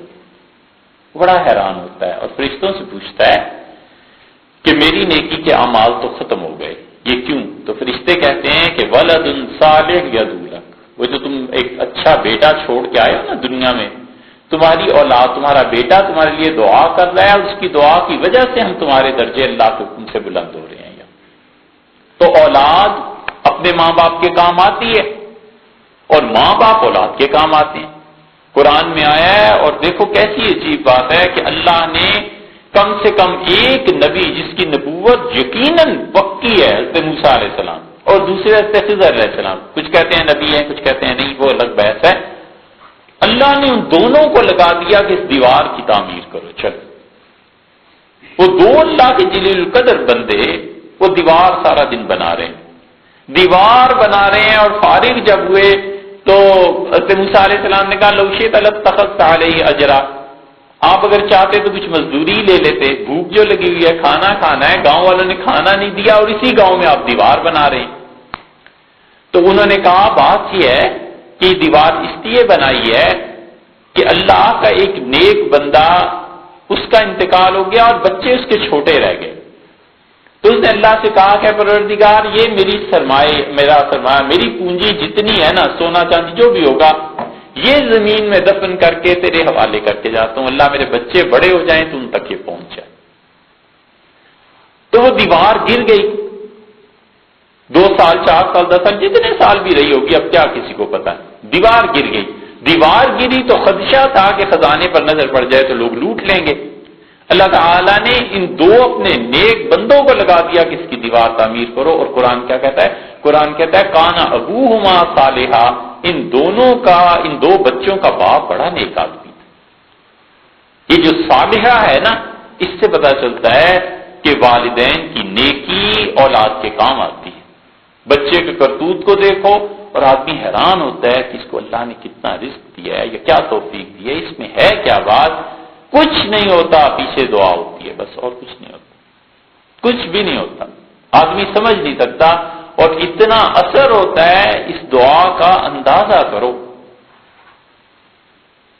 کہ رسول اللہ صلی اللہ علیہ وسلم نے فرمایا، قرآن میں بھی آیا، اللہ تعالیٰ نے کہا کہ اس نے نظر مانی اور اس نے کہا رب انی نذرت لک ما فی بطنی محررا، اللہ جو کچھ میرے پیٹ میں ہے، میں نے جس بچے کو بھی جنم دینا ہے اللہ میں تیرے نام پہ اسے آزاد کرتی ہوں، بیت المقدس کی خدمت کرے گا، اس لیے کہ اس وقت انبیاء علیہ السلام کی زیارت گاہ وہی تھی، وہیں جاتے تھے زیارت کے لیے، بیت المقدس کی خدمت ہوتی تھی۔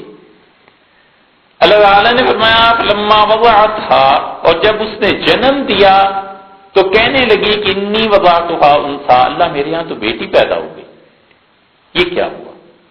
میں سمجھتی تھی بیٹا پیدا ہوگا تو بیٹا تیرے گھر کی خدمت کرے گا، اب لڑکی ہے، بچی ہے، یہ کیا مسجد میں جائے گی، کیا صفائی کرے گی، بڑی ہو جائے گی، پردہ ہو جائے گا، یہ سب چیزیں ہو جائیں گی۔ اللہ تعالیٰ نے بعد میں جواب دیا ہے، لیکن اللہ نے 2 فکر کے، اللہ نے فرمایا واللہ اعلم بما وضعت، بس اللہ ہی جانتا تھا کہ کس غضب کا نصیب لے کے یہ بیٹی پیدا ہوئی، اس بیٹی کا مقدر کتنا زبردست ہے کہ اللہ ہی جانتا تھا۔ واللہ کا ولیس الذکر کالانثی، اگر ہم اس عورت کو بیٹا دے دیتے تو کیا وہ بیٹا اس بچی جیسا خوش نصیب ہو سکتا تھا؟ اب وہ کیا کہتی ہے؟ بڑی حسرت سے کہتی ہے اللہ میرے یہاں تو بیٹی ہوگی، وَإِنِّي سَمَّيْتُهَا مریم، اللہ میں نے اس کا نام مریم رکھا ہے۔ یہ تھی مریم، اور یہ وہ ہے جس پہ تہمت لگی، اور اتنی خراب بات ہے، وَلِعِيَاذُ بِاللَّهِ، یہ جو یہودیوں پہ لعنت ہوئی ہے نا، آپ ذرا غور کریں، جملہ ہے ایک لیکن خدا کی لعنت کیسے برسی۔ اللہ نے فرمایا وَقَوْلِهِمْ عَلَى مَرْيَمَ بُهْتَانًا عَظِيمًا، اور یہ جو یہودیوں نے کہا کہ مریم کا کردار ٹھیک نہیں تھا، ہم نے اپنی لعنت ان پر کر دی۔ جملہ ایک ہی ہے، زبان یہ زبان کے چٹخارے ہوتے ہیں، اس لیے کبھی کسی عورت کے کردار پر آدمی بحث نہ کرے، پتہ بھی ہو کہ بد کردار ہے، چپ رہے، ہمیں کیا لینا ہے کیا دینا ہے کسی کسی سے.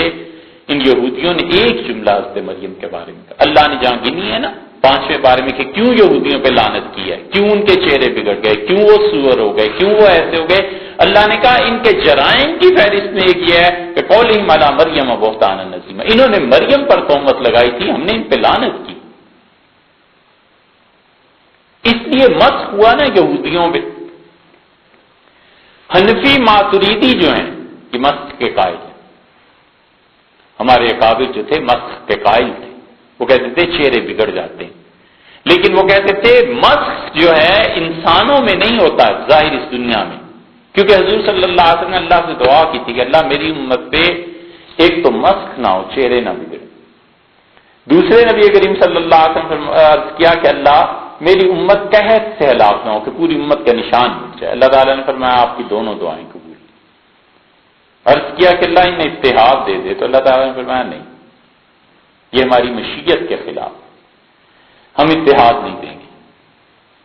اب مسخ سے حفاظت ہو گئی اس دعا کی وجہ سے, اگرچہ اکا دکا واقعہ کہیں پیش آئے گا. رسول اللہ صلی اللہ علیہ وسلم قیامت کے قریب ایک جگہ پہ لوگ ناچ گانے میں مصروف ہوں گے اور بے حیائی کے کاموں میں, تو صبح وہ جب اپنے گھروں سے نکلیں گے تو ان کے چہرے بندروں کی طرح ہو جائیں گے اور سور کی طرح.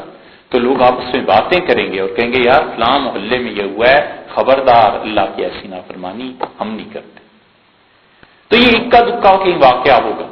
حنفی ماتریدی فقہا کہتے ہیں کہ مسخ ہوتا ہے لیکن روح کے ساتھ ہوتا ہے.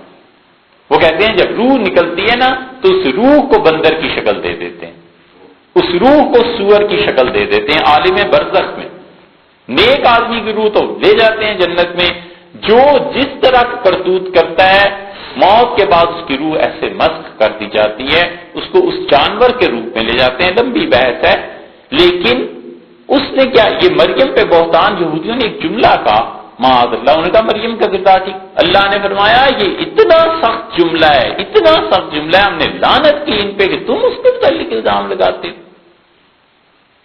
اس لیے کبھی کبھی آدمی جملہ ایک ہی کہتا ہے, زندگی ڈبو دینے کے لیے کافی ہو جاتا ہے, اور کبھی کبھی جملہ ایک ہی کہتا ہے اور قیامت تک اللہ کی خوشی اس کے ساتھ ہو جاتی ہے. بہت محتاط رہنا چاہیے. تو اس نے کیا کیا, اس نے کہا اللہ میں اس کا نام مریم رکھتی ہوں. اللہ تعالیٰ نے فرمایا کہ پھر مریم کا قصہ اللہ نے بیان کیا, بڑی ہوئی, پھر اس کے عیسیٰ علیہ السلام ہوئے. اب دیکھو نانی نے کیا کیا, اصل جو عورت ہے اس نے کہا انی اعیذھا بک, اللہ اس مریم کو اور اس کی اولاد کو میں پروردگار تیری پناہ میں دیتی ہوں, شیطان پہ غلبہ نہ پا سکے, شیطان اس کے قریب نہ آئے. رسول اللہ صلی اللہ علیہ وسلم اس دعا کا یہ اثر ہے کہ جب بچہ پیدا ہوتا ہے تو وہ رو پڑتا ہے, شیطان اس کی پسلیوں میں اپنی انگلی مار دیتا ہے, تو تم دیکھو گے بچہ رو پڑتا ہے. اور آپ نے فرمایا کوئی اس سے محفوظ رہا تو عیسیٰ علیہ السلام محفوظ رہے, کیونکہ ان کی نانی نے اللہ سے دعا کی تھی کہ اللہ شیطان عیسیٰ علیہ السلام کے قریب نہ جائے. اللہ نے نانی کی دعا سن دی تھی اس کے بارے میں. تو کہاں سے دعا چلتی ہے, کدھر جا کر پہنچتی ہے. تو یہ چیزیں ایک دوسرے کے ساتھ ایسی ہی ہوتی ہیں نا. اب دیکھو کہ جنت میں جو درجہ بلند کیا گیا اس آدمی کا, تو اسے کہا گیا کہ تیرا نیک بیٹا تیرے لیے دعا مانگتا ہے, اس لیے جنت پہ تیرا درجہ بلند ہے. تو اس کا مطلب ہے کہ انسان کی روح حتیٰ کہ وہ جنت میں چلا جائے اللہ کے قرب کی منازل طے کرتا جاتا ہے, کرتا جاتا ہے, کرتا جاتا ہے. رسول اللہ صلی اللہ علیہ وسلم ہماری نماز کی ایک ایک رکعت میں, ہمارے ایمان میں, توحید میں, زکوٰۃ کی ایک ایک پائی میں, حج میں, ہر چیز میں ان کا حصہ ہے. انہیں کی وجہ سے تو ہم مسلمان ہیں. یہ سارا ثواب پہلے انہیں بھی تو پہنچتا ہے. اس ثواب کی وجہ سے رسول اللہ صلی اللہ علیہ وسلم کا قرب اللہ سے بڑھتا چلا جاتا ہے, بڑھتا چلا جاتا ہے. اور اسی معنی میں وہ ہے کہ نبی کریم صلی اللہ علیہ وسلم نے فرمایا کہ میری زندگی بھی تمہارے لیے اچھی ہے, میری وفات بھی تمہارے لیے اچھی ہے. میری زندگی اس لیے اچھی ہے کہ تم دیکھتے ہو مجھے اور میں تمہارے لیے دعا کرتا ہوں, اور میری وفات اس لیے اچھی ہے کہ میری وفات کے بعد میری امت کے اعمال مجھے دکھائے جائیں گے, اور تم میں سے جس انسان نے نیکی کی ہوگی میں اللہ کا شکر ادا کروں گا کہ اللہ تو نے میرے اس امتی کو یہ توفیق دی اور تم میں سے جس انسان کے گناہ کے اعمال میرے سامنے آئیں گے میں اللہ سے معافی مانگوں گا کہ اللہ میری امت میں سے ایسے معاف فرما دے. تو رسول اللہ صلی اللہ علیہ وسلم کا قرب اللہ سے بڑھتا چلا جا رہا ہے، بڑھتا چلا جا رہا ہے. ثواب کی اگر کوئی فگر ہے تو کروڑوں اور اربوں کے روپیہ خرچ کرنا اس کی فگر ہے، تو کروڑوں اربوں روپوں کے حساب سے روزانہ رسول اللہ صلی اللہ علیہ وسلم کا قرب بڑھ رہا ہے نا اللہ سے. اس قرب کی کوئی انتہا نہیں، اس لیے کہ اللہ کی ذات اور صفات کی کوئی انتہا نہیں، اللہ کو محدود نہیں کر سکتے. تو دوسری چیز جس کو شاہ صاحب رحمۃ اللہ نے لگایا یہاں پہ، وہ کہتے ہیں کہ اللہ کی صفت تخلیق ہے، اور تیسری صفت اللہ کی تدبیر ہے. پھر فرماتے ہیں وَقَدْ دَلَّ الْعَقْلُ وَالنَّقْلُ عَلَىٰ أَنَّ اللَّهَ تَعَالَىٰ خَلَقَ الْعَالَمَ أَنْوَاعًا وَأَجْنَاسًا. اور عقل اور نقل دونوں یہ بتاتی ہیں کہ اللہ تعالیٰ نے اس کائنات کو جو پیدا کیا ہے تو اللہ نے انواع اور اجناس رکھی، شکلوں میں پیدا کیا. انواع اور اجناس منطق کی خالصتاً اصطلاحات ہیں، پھر فلسفے کی ہیں. آپ اس کو آسانی سے یوں سمجھ لیں کہ اللہ تعالیٰ نے انسانوں کو اور جو بھی چیزیں اللہ نے اس کائنات میں پیدا کی ہیں ان سب کی قسمیں بنائی ہیں. وَجَعَلَ لِكُلِّ نَوْعٍ وَجِنْسٍ خَوَّاصٍ. اور اللہ نے ہر ایک چیز کی الگ الگ خصوصیت مقرر کیا. خاصیت کا مطلب یہ ہے کہ وہ چیز جو اس میں پائی جاتی ہے اور اس کے علاوہ دوسری چیز میں نہیں پائی جاتی. اسپیشلٹی ایک چیز کی وہی ہوتی ہے نا جو اس میں پائی جائے اور دوسرے میں نہ پائی جائے. شاہ صاحب رحمۃ اللہ فرماتے ہیں عقل اور نقل دونوں یہ چیزیں بتاتی ہیں کہ اللہ تعالیٰ نے کائنات کو ایسے بنایا. مثلا اس کی مثال دیکھو، النطق خاصتہ انسان کی خصوصیت یہ ہے کہ انسان بول سکتا ہے. وہ ظہور البشرہ، اور انسان کی کھال جو ہے وہ کھلی ہوئی ہے. انسان کی کھال کو اللہ تعالیٰ نے جانوروں کی طرح بالوں سے لپیٹ نہیں دیا. واستواء القامہ، اور انسان سیدھا کھڑا ہوتا ہے. وفہم الخطاب، اور اللہ تعالیٰ نے انسان میں یہ خصوصیت رکھی ہے کہ وہ بات کو سمجھتا ہے. وَنَوْعُ الْفَرَسِ خَاصَّتُهُ، اور اسی طرح مثال کے طور پہ گھوڑے کو لے لو تو گھوڑا جو ہے اس کی خصوصیت یہ ہے کہ الصَّهِيل، گھوڑا جو ہے وہ ہنہناتا ہے. اب انسان بولتا ہے اور گھوڑا ہنہناتا ہے، دونوں میں فرق ہے. وَكَوْنُ بَشْرَتِهِ شَعْرًا، اور گھوڑا جو ہے اس کے جسم پر بال ہوتے ہیں اور انسان کے جسم پر ویسے بال نہیں ہوتے کہ ساری کھال کوئی وہ ڈھانپتے. وَقَامَتِهِ عَوْجًا، اور جو گھوڑا ہوتا ہے وہ اس کا قد ٹیڑھا ہوتا ہے. وَأَلَّا يَفْهَمُ الْخِطَابَ، اور انسان جو کچھ بات کرتا ہے سمجھتا ہے اور گھوڑا سمجھتا نہیں. دو مثالیں ہو گئی. وَخَاصَّةُ السُّمْ، تیسری مثال حضرت فرماتے ہیں یوں سمجھو جیسے زہر ہے. اہلاک الانسان الذی یتناولہ، جو آدمی زہر کھائے گا وہ مرے گا. زہر کے مقابلے میں کوئی سبزی کھا لے، گوشت کھا لے، نہیں مرتا. وخاصت الزنجبیل، اور جو زنجبیل ہوتی ہے ادرک، اس کی خصوصیت یہ ہے کہ الحرارہ، وہ اپنی تاثیر کے اعتبار سے گرم ہوتی ہے، والیبوسا، اور خشک ہوتی ہے. وخاصت الکافور، چوتھی میں آپ کو اس کی مثال دیتا ہوں کافور کی. البرودہ، کافور جو ہوتی ہے یہ ٹھنڈا ہوتا ہے کافور. وعلی ھذا القیاس، اور اس سے چار مثالوں سے آپ سمجھ جائیں گے کہ جمیع الانواع من المعدن والنبات والحیوان، کہ معدنیات، نباتات اور حیوانات تینوں کی اپنی الگ الگ خصوصیات. اتنی قابل تشریح تو یہ چیز ہے نہیں، لیکن حضرت شاہ صاحب رحمۃ اللہ علیہ نے دنیا میں تین چیزوں کی مثالیں دی تھی. ایک انہوں نے کہا معدنیات پہ غور کر لیجئے، پتھر ہیں، یہ چیزیں ہیں جو زمین سے برآمد ہوتی ہیں. اس میں کئی پتھر ایسے ہیں جن کو اگر پیس کے یا ثابت کوئی آدمی کھا لے تو وہ زہر ہوتا ہے. یہ اس کی خصوصیت ہے پتھر کی کہ انسان کو ہلاک کر دیتا ہے. ہر پتھر میں نہیں پائی جاتی، کسی خاص پتھر میں پائی جاتی. پھر انسان اور حیوان رہ گئے. انسان میں خصوصیت یہ ہے کہ بات کرتا ہے، سمجھتا ہے، سمجھاتا ہے، یہ اس کی خصوصیت ہے. جانور ایسے نہیں کر پاتے. جانور اپنے طور پہ کرتے ہوں گے مگر انسانوں کی سمجھ میں بات نہیں ہے وہ. اور اسی طرح تیسری چیز نے فرمایا حیوانات ہیں، ان کی اپنی خصوصیت ہے. اسی طرح انہوں نے مثال دے دی زنجبیل کی کہ اس میں حرارت ہوتی ہے اور یہ یبوست ہوتی ہے. حرارت کا مطلب یہ ہے کہ یہ گرم ہوتی، گرم چیزیں ان کی تاثیر اپنی ہوتی ہے. مثلا حکما جب گرم چیزوں پہ بات کرتے ہیں ڈاکٹر حضرات تو کیلوریز کی بات کرتے ہیں کہ اس میں اتنی کیلوریز ہیں، اس میں اتنی کیلوریز ہیں، اور کہتے ہیں کہ تم اسے طب قدیم میں، پرانے طب میں حرارت کا نام دیتے تھے، اسے برودت کا نام دیتے تھے، یعنی یہ چیز ہے اس کا مزاج ٹھنڈا ہے، یہ چیز ہے اس کا مزاج گرم ہے۔ یورپ سے جو طب آیا ہے وہ اس کو نہیں کہتا۔ کاش مسلمان کبھی اس طب کو زندہ کر لیتے۔ ایسا زبردست علم ہے کہ آپ دنیا میں گھوم جائیں اور یقین مانیں کتاب اور سنت پر جتنی آپ کو کتابیں لکھی ہوئی ملیں گی، طب پر اس سے اگر زیادہ نہیں تو اس سے کم بھی نہیں۔ مسلمانوں نے ایک ایک چیز کی خصوصیات بیان کی ہیں کہ کیا چیز کس کام آتی ہے، کیا چیز کس کام آتی ہے، کیا چیز سے کیسے دوائی بنتی ہے۔ لیکن افسوس یہ ہے کہ ہمارے ہاں مسلمانوں میں اب وہ طبقہ ہی پیدا نہیں ہوا جو ڈاکٹر بھی ہو بیک وقت اور اس کے ساتھ ساتھ حکمت کو بھی پڑھے اور جانے، اور وہ اپنے علم کی بنیاد پر یہ کہہ سکے کہ یہ نئی چیز۔ مسلمان اپنی کتابوں پر اگر غور کریں اور 2-4 میڈیسنز 5-7 لے آئیں دنیا میں، تہلکہ مچ جائے اور دھاک بیٹھ جائے مسلمانوں کی، اور اربوں روپے مسلمان کمائیں کہ اس دوائی کا یہ علاج ہے، اس دوائی کا یہ علاج ہے۔ طب پہ اتنی کتابیں لکھی گئی ہیں کہ اتنی تو بخاری کی شرح اور تفسیریں نہیں لکھی گئی جتنی طب پہ کتابیں لکھی ہیں۔ ایک شخص تھا اور وہ حکیم اجمل خان دہلوی تھے رحمہ اللہ۔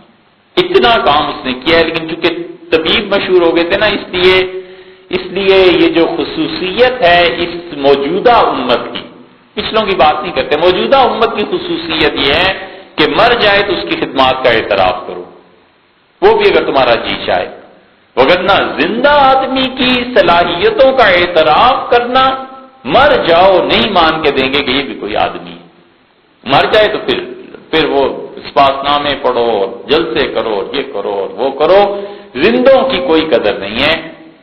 حکیم اجمل خان مرحوم اتنے بڑے آدمی تھے کہ ہندوستان میں کوئی سیاسی جماعت نہیں تھی جو وہاں نہ جاتی ہو سیاست سیکھنے میں۔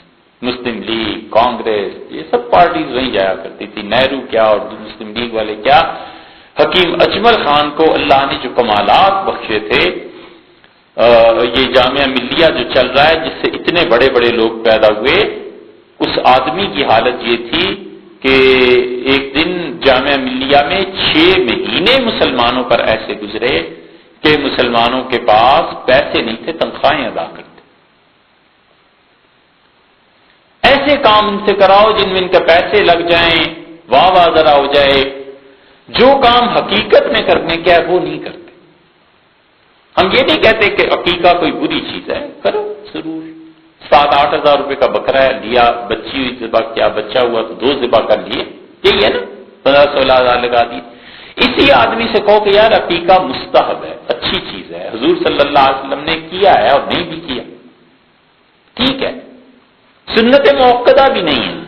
اس سے زیادہ ضروری یہ ہے کہ یہ جو 8-10 ہزار روپے ہے نا، اس 16-15 ہزار روپے سے یہ کتابیں خرید دو، کسی طالب علم کو پڑھے گا، اس بیچارے کے کام آ جائیں گی۔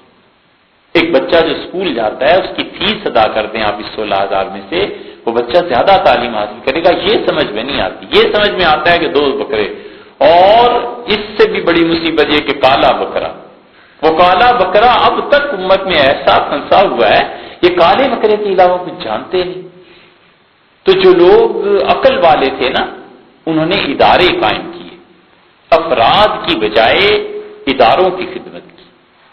اب تک اس امت میں ایسے مشائخ، ایسے لوگ ہیں جنہیں لوگ لاکھوں روپے مرید جا کے ہدیہ پیش کرتے ہیں، تو کوئی نہیں کہتا کہ حضرت جو لاکھوں روپے آ رہے ہیں آپ کو ادارے ہی بنا دیجئے۔ کہے کیوں؟ اس لیے کہ وہ تو شیخ ہیں، اس کی تو آخرت خراب ہو جائے گی۔ تو یہ بنیادی سوال ہے نا، تو سوال کے دور میں کیا کوئی بات؟ یہ جامعہ ملیہ بنی تو 6 مہینے تک تنخواہیں نہیں دے سکے۔ ایک وقت ایسا آیا، سر سید نے اپنے بیٹے کو بھیجا تھا کیمبرج میں پڑھنے کے لیے، تو کیمبرج میں وہ کہتے ہیں، جب مختصر قصہ کرتے ہیں، کہتے ہیں کیمبرج میں جب چرچ بنانے لگے، پہلے چرچ تھا توڑا دوبارہ بنانے لگے، تو میں نے دیکھا لکڑیاں اور بڑے اچھی چیزیں قیمتی ایسے ہی پڑی ہوئی ہیں، اور لندن میں برف باری ہوتی ہے، برف پڑ رہی ہے. تو میں نے سوچا کہ اگر یہ مجھے دے دیں اور میں ان چیزوں کو بیچ کے نیلامی میں یہ پیسے علی گڑھ بھیج دوں، یونیورسٹی چلے، والد کو بھیج دوں گا. تو میں نے ایک پروفیسر سے کہا، میں نے کہا یہ ضائع ہو جائیں گی چیزیں، مجھے اگر آپ اجازت دیں تو. اس نے کہا ہاں ضرور، کمیٹی بیٹھتی ہے، ہمارے لیے تو بیکار چیزیں ہیں، اپلیکیشن لکھو، کمیٹی کے سامنے آ جانا. لکھی، کمیٹی نے بلا لیا، انٹرویو لیا، ان کا لے جاؤ. سب خوش تھے. جب میں اٹھنے لگا تو ایک پروفیسر نے مجھ سے پوچھا کہ ہندوستان میں مسلمان ہوتے ہیں؟ اسے نہیں پتا تھا. میں نے کہا جی. اسے کتنے ہوتے ہوں گے؟ تو میں نے اس کا کوئی 6 کروڑ، اتنے بلین. تو غور سے دیکھنے لگا، پھر اسے کہا بیٹھ جاؤ.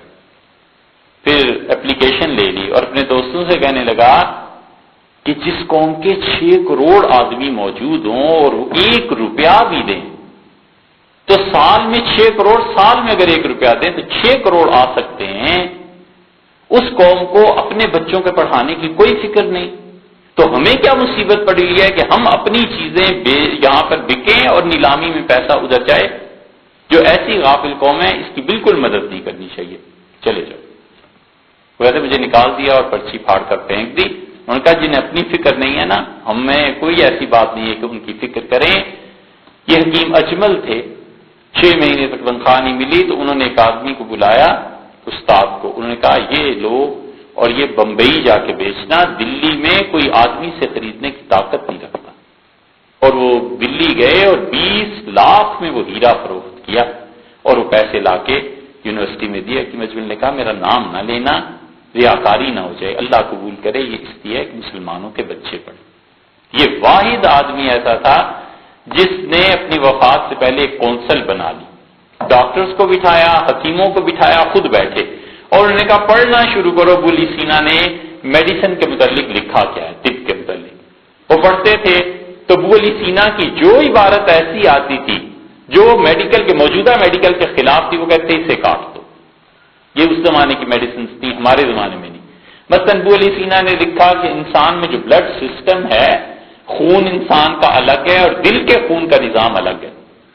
ان کے زمانے میں اتنی تحقیق تھی. اب تحقیقات نے ثابت کیا کہ وہی خون ہے جو عام انسان کے جسم میں ہوتا ہے، وہی دل میں جاتا ہے، کوئی الگ خون نہیں ہے. تو انہوں نے کہا اس کو چھوڑ دو، بس ٹھیک ہے. اس زمانے کی تحقیق یہ تھی، اب یہ نہیں ہے، آگے چلو. کون سی میڈیسن مسلمانوں کے لیے کارآمد؟ وہ اس کام کو کر رہے تھے اور ان کا انتقال ہو گیا. اگر وہ حیات رہتے اور وہ کونسل کام کرتی رہتی اور مسلمانوں کی میڈیسن پر دوبارہ نظر چلی جاتی. آپ اندازہ لگاؤ، امام شافعی رحمت اللہ علیہ کے انتقال ہوا ہے 204 ہجری میں، اور کتاب الام میں امام شافعی رحمت اللہ نے لکھا ہے کہ طب کا علم ہم نے عیسائیوں سے حاصل کیا تھا اور کاش یہ امت طب کے علم کو ضائع نہ کرتی. امام شافعی رحمت اللہ اپنے وقت کو روتے تھے، لیکن اس کے بعد مسلمانوں نے بڑی ترقی کی، مگر اب سنسان ہے. تو شاہ صاحب رحمت اللہ نے مثال دی، ہمارے ہاں جب طب غالب آیا جو یورپ سے آیا ہے تو اس میں کیلوریز کا سسٹم، یہ سارے سسٹم آئے. ہمارے پرانے اب تک عورتیں گھروں میں کہتی ہیں یہ چیز ٹھنڈی ہے، یہ چیز گرم ہے، یہ کھاؤ گے تو زکام ہو جائے گا، یہ کھاؤ گے تو بخار ہو جائے گا. یہ ٹھنڈے اور گرم کا تصور طب میں تھا. ہے تو ذرا سی ایسی بات گندی سی، لیکن بات ہے آپ سے عرض کریں. اب گرم چیزوں کی خصوصیت یہ ہے کہ جسم میں کئی ایک چیزوں کو جلا دیتی ہیں اور جلا کے ختم کر دیتی ہیں، انسانی جسم سے باہر نہیں آنے دیتی. پتہ نہیں ڈاکٹرز کیا کہتے ہوں گے، وہ کیا چیزیں ہیں. حضرت سعد رضی اللہ عنہ کی روایت بخاری میں آئی ہے. انہوں نے کہا لوگ میری نماز پر اعتراض کرتے ہیں.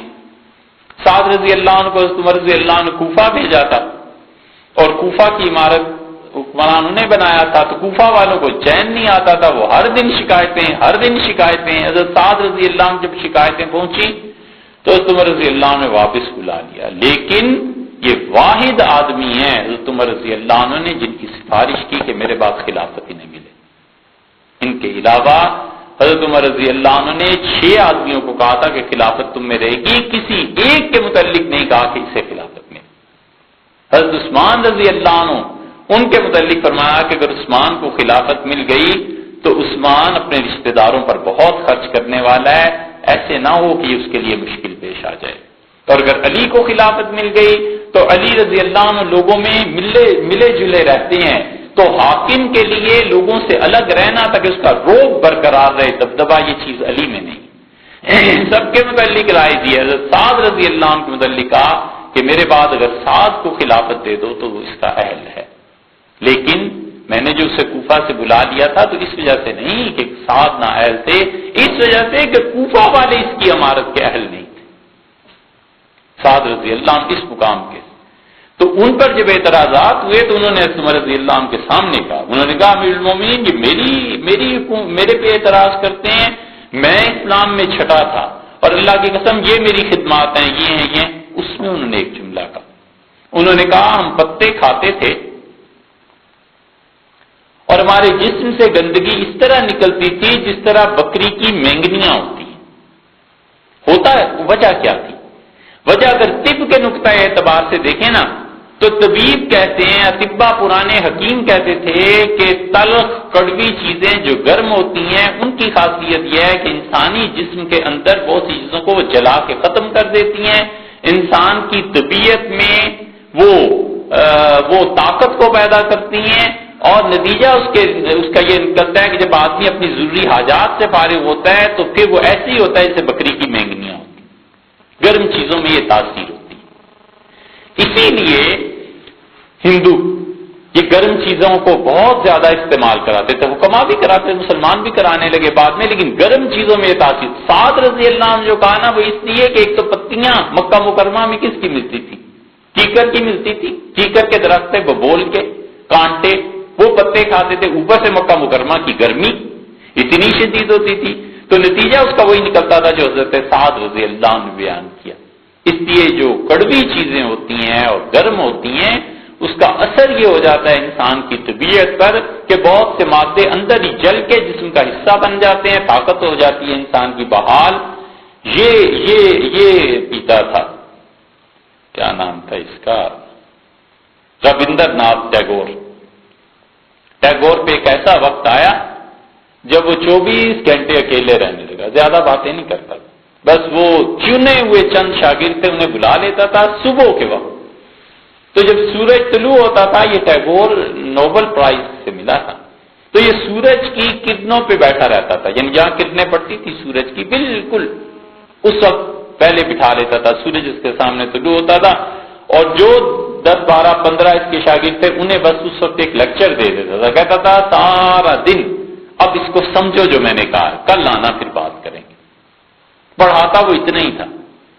تو ایک جماعت کو اس نے پڑھایا اور ساتھ ایک گلاس رکھا ہوتا تھا، اس سے وہ تھوڑا تھوڑا سپس لیتا تھا، تھوڑے تھوڑے گھونٹ لے کے پیتا رہتا تھا. تو ان کے شاگردوں نے کہا ٹیگور سے ایک دن جاتے ہوئے کہ جناب والا آپ نے ہمیں اتنا کچھ پڑھایا، آپ کی مہربانی، اتنا علم آپ سے سیکھا، لیکن ایک دن بھی ایسا نہیں آیا کہ جو آپ پیتے ہیں بیٹھ کے مشروب، یہ گلاس روز بھرا ہوا آتا ہے، کبھی آپ ہمیں بھی آفر کریں، ہمیں بھی دعوت دیں کہ تم بھی پیو. تو شاگردوں کو بھی پتا تھا کہ آئندہ کون سا ان سے ملنا ہے، اسے بھی پتا تھا انہوں نے کون سا آنا ہے، تو اس نے بلایا، اس نے کہا یہ پیو. وہ جب گلاس گیا تو کہا نہیں چمچے سے پیو. تو کہتا ہے میں نے یہ چمچہ منہ میں رکھا تو شدید کڑواہٹ تھی اس میں. تو میں نے کہا یہ کیا؟ تو اس نے کہا میرے لیے روزانہ کریلا اس کا ارک نکالا جاتا ہے اور کریلے کو کوٹتے ہیں، پھر اسے چھانتے ہیں کپڑے میں رکھ کے اور یہ ایک گلاس بنتا ہے، یہ میں پیتا ہوں. اور کریلا نہ ملے تو نیم کی پتیاں، نیم سمجھتے ہیں نا، کوئی لگا نیم کی پتیاں توڑ کے اس کو رگڑا جاتا ہے، اس سے جو جوس نکلتا ہے وہ میں پیتا ہوں. روز تم پی سکتے ہو. تو یہ گرم چیزوں کی خصوصیت ہے. حضرت شاہ صاحب رحمۃ اللہ نے ساری مثالیں دی، یہاں زنجبیل کی مثال دے دی، ادرک کی قرآن میں بھی آیا ہے کہ جنت میں جو مشروب انہیں پلایا جائے گا اس میں بھی ادرک کی آمیزش ہوگی. تو ادرک کے متعلق انہوں نے لکھا کہ یہ گرم ہے. شاہ صاحب رحمۃ اللہ علیہ حقیقت ان چاروں مثالوں سے یہ بتانا چاہتے ہیں کہ دیکھو اللہ تعالیٰ نے ہر چیز میں کچھ نہ کچھ خصوصیت رکھی ہوتی ہے جو دوسری جگہ نہیں ہوتی. گھوڑا ہے اس کی خصوصیات ہیں، انسان میں نہیں ہے. انسان میں جو خصوصیات ہیں وہ کافور میں نہیں ہے. یہ کافور کیا ہوتا ہے؟ ہاتھ پہ سرک کے مل دیتے ہیں نا میت کو لگانے کے لیے، کفن میں پھینکنے کے لیے، کافور جو ہوا کرتا ہے اس کی وجہ سے کیڑے نہیں آتے، اور کافور کا لگانا مستحب بھی ہے، یعنی میت پہ خوشبو کا لگانا یہ مستحب ہے، تو اس لیے وہ کافور سفید رنگ کی ٹکیا ہوتی ہے، یہ ملتی ہے، حضور صلی اللہ علیہ وسلم کے زمانے میں ملتی تھی، ہندوستان سے جو چیزیں عرب میں جاتی تھی ان میں سے کافور بھی تھا، یہ زنجبیل بھی تھی، ادرک، رسول اللہ صلی اللہ علیہ وسلم کو ہندوستان والوں نے ادرک کا ایک گھڑا بھجوایا تھا، ادرک کو خشک کر کے سونٹ بن جاتی ہے نا، تو اس کا گھڑا بھجوایا تھا، تو سعید رضی اللہ عنہ کی روایت مسند احمد میں آتی ہے، وہ کہتے تھے رسول اللہ صلی اللہ علیہ وسلم نے سونٹ مجھے نکال کر دی کھانے کے لیے، تو شاہ صاحب رحمۃ اللہ علیہ ہر چیز کے خصوصیات بیان کر رہے ہیں، اب اس سے وہ ثابت کیا کرنا چاہتے ہیں یہ انشاءاللہ انتہا